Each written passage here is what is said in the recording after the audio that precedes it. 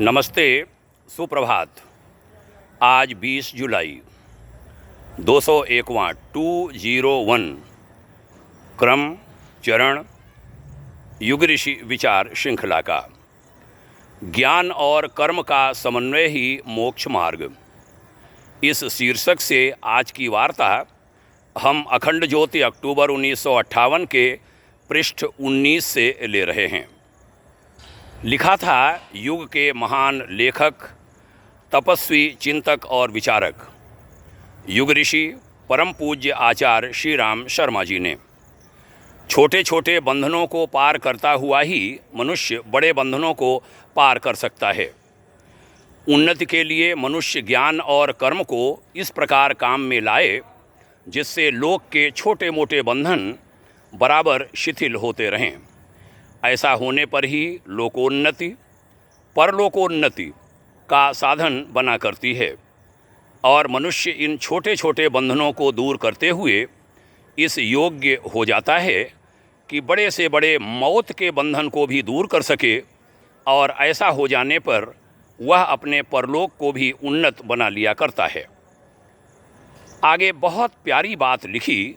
यहाँ एक बात और समझ लेनी चाहिए कि मोक्ष अथवा ईश्वर प्राप्ति मनुष्य को दो बातें प्राप्त कराया करती है। पहला, मौत के बंधन से छुटकारा, और दूसरा आनंद। इनमें से पहली बात निर्गुण और दूसरी बात सगुण उपासना का फल हुआ करती है।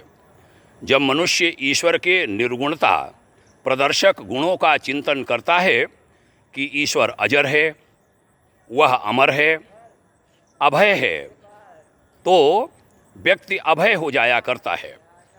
यह तो इसके भीतर निर्गुणता आती है जब हम ऐसा सोचते हैं। निमित्त से ही कोई क्यों न हो, अजर अमर अभय हो जाता है मनुष्य।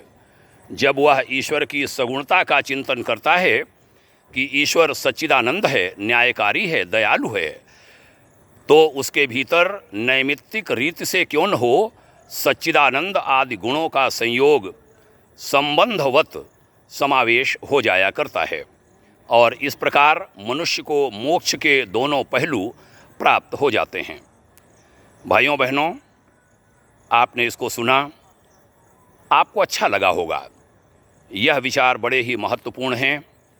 आध्यात्मिक विचार व्यक्ति के जीवन को बदल देते हैं, उनको अनेक कष्टों से छुटकारा दिलाते हैं।